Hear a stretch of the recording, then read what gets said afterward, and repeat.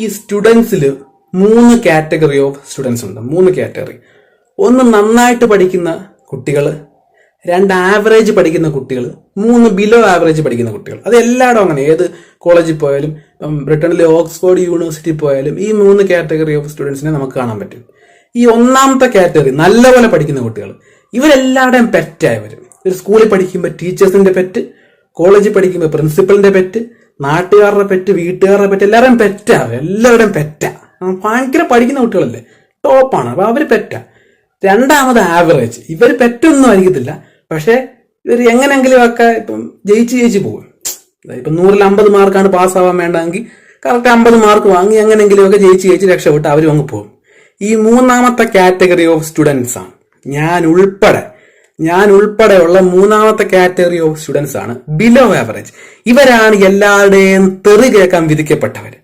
സ്കൂളിൽ പഠിക്കുമ്പോൾ ടീച്ചേഴ്സിന്റെ തെറി അവരുടെ ഇൻസൾട്ട്, പിന്നെ വീട്ടുകാരുടെ തെറി വീട്ടുകാർ ഇൻസൾട്ട്, നാട്ടുകാരുടെ തെറി നാട്ടുകാർ ഇൻസൾട്ട്, പിന്നെ ജനിച്ച് വീണ അന്ന് മുതൽ കേൾക്കുന്നത് എന്നോട് അവനെ കണ്ടുകൂടെ, അവന് എത്ര മാർക്കാണെന്നറിയോ, അവന്റെ മാർക്ക് അറിയാവോ, നിനക്ക് അറിയാവോ, അവന് 10ാം ക്ലാസ്സിൽ 91.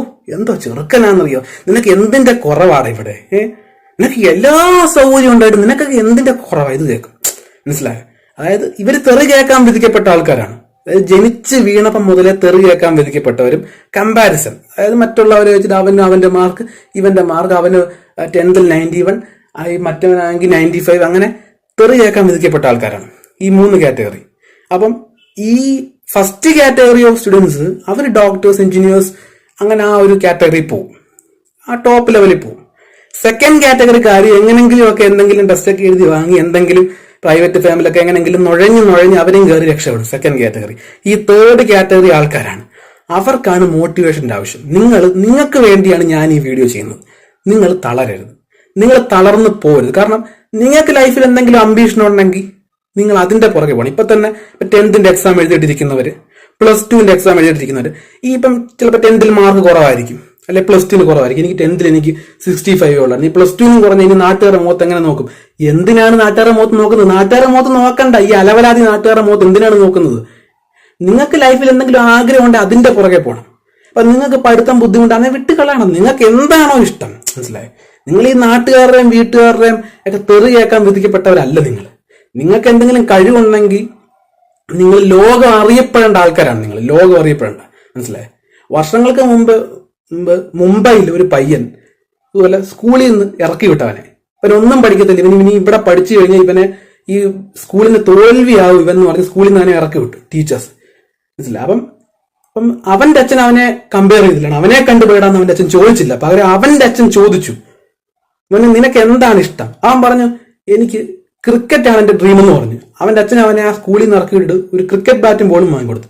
പക്ഷെ ആ പയ്യൻ പരാജയമായി പോയില്ല. ആ പയ്യനാണ് സച്ചിൻ ടെണ്ടുൽക്കർ, ക്രിക്കറ്റിന്റെ ദൈവം, മനസ്സിലായോ? അന്ന് അവന്റെ കൂടെ പഠിച്ച എല്ലാ വിഷയത്തിനും A+ വാങ്ങിയവര് ഡോക്ടറായി കാണും, എഞ്ചിനീയർ ആയി കാണും, ടീച്ചറായി കാണും. പക്ഷെ ഇദ്ദേഹത്തിന്റെ അടുത്ത് നിൽക്കാൻ ക്വാളിഫിക്കേഷൻ ഉണ്ടോ? ഇല്ല. അത്രേ ഉള്ളൂ. അപ്പൊ അതാണ് ലൈഫ് എന്ന് പറയുന്നത്. ഞാൻ ഈ പറയുന്നത് തേർഡ് കാറ്റഗറി, അതായത് ബിലോ ആവറേജ് പഠിക്കുന്ന കുട്ടികൾക്കാണ്. കാരണം ഇപ്പം റിസൾട്ട് വരാൻ പോവല്ലേ, 10th +2 റിസൾട്ട് വരാൻ പോവാണ്. അപ്പൊ ഈ 10th മാർക്ക് കുറഞ്ഞ കുട്ടികൾ കാണും. അവർക്കാണെങ്കിൽ ചിലപ്പോൾ വിഷമം കാണും, എനിക്ക് 10th കുറവായിരുന്നു. അല്ലെങ്കിൽ ഇപ്പം +2 എക്സാം എഴുതിയിട്ടിരിക്കുന്നവര്, അവർക്ക് ചിലപ്പോൾ വിഷമം കാണും, എനിക്ക് 10th മാർക്ക് കുറവായിരുന്നു, +2 കുറഞ്ഞാൽ ഞാൻ നാട്ടുകാരുടെ മുഖത്ത് അങ്ങനെ നോക്കും. ഈ നാട്ടുകാരുടെ മുഖത്ത് നോക്കണ്ടെന്നേ.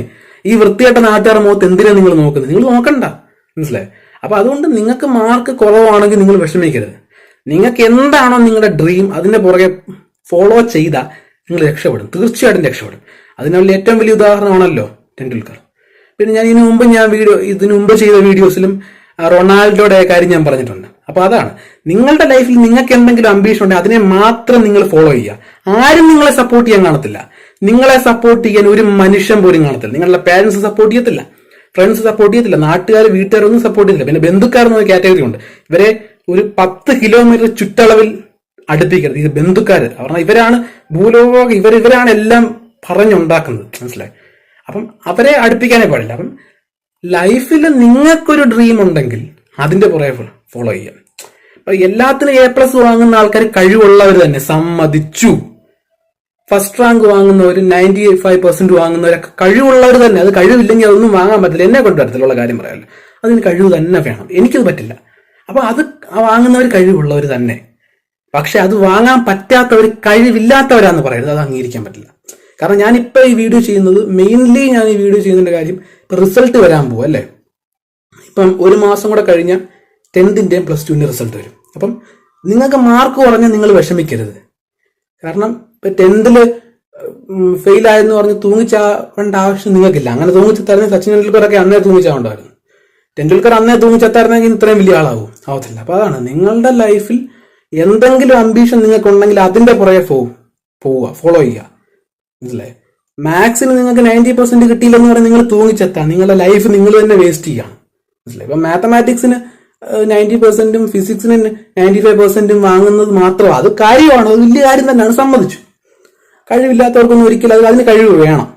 കഴിവില്ലാത്തവർക്ക് ഒരിക്കലും അത്രയും വാങ്ങാൻ പറ്റത്തില്ല. എനിക്ക് പറ്റത്തില്ല, കാരണം എനിക്ക് ആ കഴിവില്ല. അതുകൊണ്ട് അപ്പം അതിന് കഴിവ് വേണം. പക്ഷെ അത് മാത്രമല്ല, ലൈഫ് എന്ന് പറയുന്നത് മാത്രമല്ല. അപ്പൊ അതുകൊണ്ട് നിങ്ങൾക്ക് ലൈഫിൽ എന്തെങ്കിലും അംബിഷൻ ഉണ്ടെങ്കിൽ അതിനെ ഫോളോ ചെയ്യുക. ഈ മാർക്ക് കുറഞ്ഞെന്ന് പറഞ്ഞ് വിഷമിക്കാതിരിക്കുക. പിന്നെ മാർക്ക് കുറഞ്ഞ പാരന്റ്സിന്റെ മുഖത്ത്, അവരുടെ മുഖത്ത് എങ്ങനെ നോക്കും, ആ ചിന്ത വേണ്ട. നിങ്ങൾ ഇവരുടെ മുഖത്ത് നോക്കണ്ട. നിങ്ങൾ കണ്ണാടി എടുത്ത് നിങ്ങളുടെ മുഖത്ത് നോക്കിയാൽ മതി. നിങ്ങൾ കണ്ണാടി എടുത്ത് നിങ്ങളുടെ മുഖത്ത് മാത്രം നോക്കിയാൽ മതി. Okay, thank you.